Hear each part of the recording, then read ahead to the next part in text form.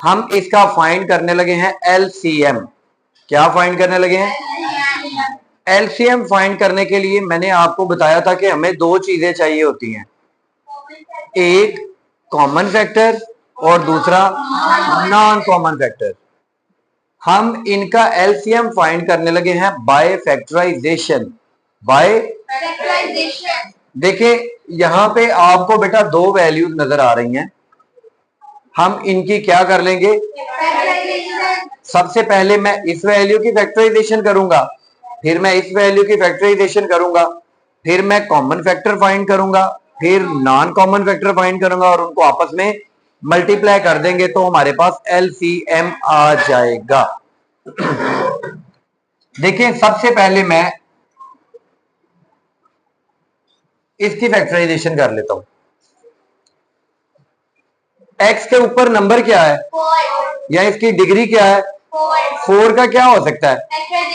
4 की अगर मैं फैक्टराइजेशन कर लूं तो क्या आ जाएगा? या 2 की पावर 2 आ जाएगा। ऐसे ही है ना? या अगर आपने स्टेप बाय स्टेप करना है तो 4 की फैक्टराइजेशन कर ली, 2 मल्टीप्लाई बाय 2 आ गया। ये मैंने 4 की फैक्टराइजेशन कर ली तो क्या आ गया? 2 मल्टीप्लाई बाय 2 आ गया। आगे माइनस है 16 की अगर मैं फैक्टराइजेशन कर, हो सकती है ना बेटा? 16 की फैक्टराइजेशन कर ली तो 4 मल्टीप्लाई बाय 4 आ गया। कोई गलत काम तो नहीं अभी तक किया कोई? अब देखिए ये दो 2 है तो 2 की पावर, ये दो 4 है तो 4 की पावर।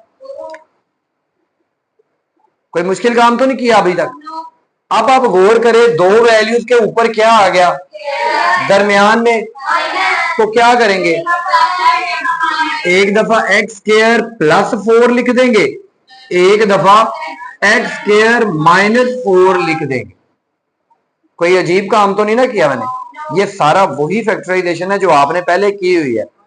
अब इसके बाद जो प्लस वाली वैल्यू होती है ना, इनकी फैक्टराइजेशन आगे नहीं करते। जो माइनस वाली वैल्यू होती है ना, इनकी फैक्टराइजेशन करते हैं। और वो कैसे करेंगे मैं आपको बता देता हूं। ये वैल्यू वैसे लिख देते हैं, -4 की फैक्टराइजेशन की तो यानी 2 की पावर 2 आ गया। ऐसे ही है ना? 4 की फैक्टराइजेशन करें तो मोहम्मद 2 की पावर। अब आप इन दोनों के ऊपर देखिए क्या आ गया, दरमियान में क्या आ गया? तो क्या हो सकता है? एक दफा x माइनस 2 लिख दूंगा, एक दफा, तो ये इसकी फैक्टराइजेशन हो गई। ठीक है भाई, कोई नया काम नहीं किया, ये वही स्क्वायर बनाए, एक दफा प्लस और एक दफा माइनस जी। अब इसके सामने मैं दूसरी वैल्यू की फैक्टराइजेशन कर लेता हूं। ये दूसरी वैल्यू थी एक्स क्यूब माइनस, लो है 4x। 3 की फैक्टराइजेशन तो हो नहीं सकती। जब पहली वैल्यू की फैक्टराइजेशन नहीं हो सकती तो फिर आपने फौरन चेक कर लेना क्या इसमें से कुछ कॉमन आता है। इसमें से x कॉमन आता है तो फौरन मैं x कॉमन ले लेता हूं। x की पावर 3 थी, एक इसके साथ कैंसिल हो गया, बाकी कितने? यहां पे x बाहर आ गया जो कॉमन लिया था, क्या बच गया? अब इन दोनों के दरमियान क्या है? माइनस की फैक्टराइजेशन करते हैं ना। ये देखो ये x वैसे आ गया, एक्स स्क्वायर वैसे आ गया, 4 की फैक्टराइजेशन कर दी तो 2 मल्टीप्लाई बाय 2 आ गया। x वैसे आ गया, कितने 2 हैं? तो 2 की पावर। अब इन दोनों के ऊपर क्या आ गया? एक दफा और एक दफा, एक दफा x प्लस 2 और एक दफा। अब ये इसकी भी फैक्टराइजेशन हो गई। अब हम फाइंड करेंगे कॉमन फैक्टर और नॉन कॉमन फैक्टर। कॉमन का मतलब एक जैसे। सबसे पहले मैं यहां पे लिखता हूं CF कॉमन फैक्टर। देखो x माइनस 2 और x माइनस 2 मिल गए तो यहां पे आ गया x माइनस 2। x प्लस 2 और x प्लस 2 भी मिल गए तो यहां पे आ गया x प्लस 2। ये हमारे कॉमन फैक्टर आ गए। अब हम ढूंढेंगे नॉन कॉमन फैक्टर यानी NCF। देखो ये मिला किसी के साथ, तो ये आ गया एक्स स्क्वायर प्लस 4। ये मिला किसी के साथ एक्स जो है, तो एक्स भी आ गया, ये नॉन कॉमन फैक्टर आ गए। ठीक है भाई, अब हम एलसीएम का फार्मूला लगा देते हैं। एलसीएम का फार्मूला क्या है? Common factor multiply by non common factor. तो कॉमन फैक्टर की जगह पे मैं ये 2 लिख दूंगा। ठीक है जी, x माइनस 2 और x आगे मल्टीप्लाई लगा के नॉन कॉमन फैक्टर की जगह पे मैं ये लिख देता हूं। अच्छा देखो, यहां तक भी आंसर आपका ठीक है, लेकिन यहां पे आपने एक चीज करनी है। नहीं बेटा, फिर पूरे नंबर नहीं मिलेंगे। बेटा मैंने आपको एक चीज पढ़ाई है जी, स्क्वायर माइनस बी स्क्वायर किसके इक्वल होता है? ये किसके इक्वल होता है जी? ये किसके इक्वल होता है? मेरी तरफ देख रहे हो, इधर देख के बताओ भाई, ये किसके इक्वल होता है? मिनहा, ये किसके इक्वल है? तो भाई दोनों वैल्यू के ऊपर स्केयर है, दरमियान में माइनस है, तो क्या करेंगे? तो इतनी परेशानी वाली क्या बात है? 1000 दफा करवा दिया और सारे सोच रहे हैं एक दफा ए प्लस बी लिखेंगे और एक दफा।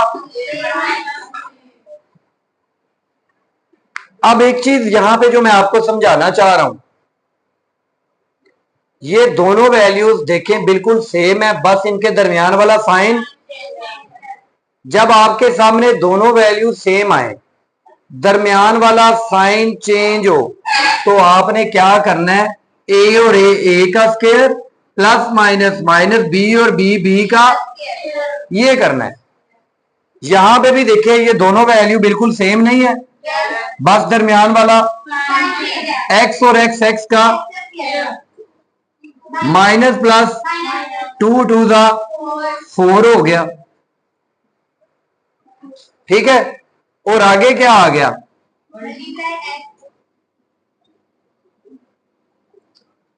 अब क्या ये दोनों वैल्यू सेम नहीं है? और बस दरमियान वाला साइन का डिफरेंस है ना। तो देखो एक्स स्क्वायर और एक्स स्क्वायर, एक्स की पावर माइनस प्लस 4 4 जा, तो ये 7 क्या आ गया? ये आपका जवाब आ गया। ठीक है, जरा इसको दोबारा देखिए मैंने क्या किया। जस्ट यहां पे मैंने 4 की फैक्टराइजेशन की तो 2 मल्टीप्लाई बाय, यहां पे 16 की फैक्टराइजेशन की तो 4 मल्टीप्लाई बाय 4 की पावर क्या हो गई? 4 की पावर स्क्वायर हो गई।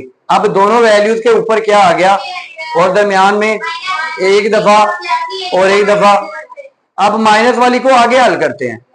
4 की फैक्टराइजेशन की तो 2 की पावर, तो ऊपर स्क्वायर दरमियान में माइनस एक दफा फैक्टराइजेशन हो गई। अब इससे आगे इसका हल पॉसिबल नहीं है। फिर आप दूसरी वैल्यू की तरफ आ जाए।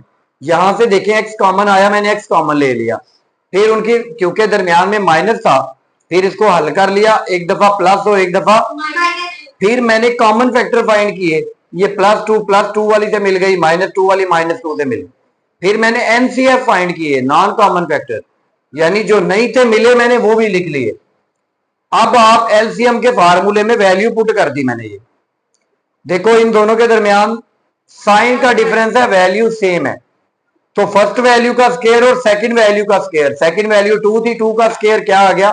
4। इसी तरह फर्स्ट वैल्यू x की पावर 2 और x की पावर 2, x की पावर 4 हो गई, माइनस प्लस माइनस 4 और 4 का स्क्वायर, 4 का स्क्वायर 16 होता है।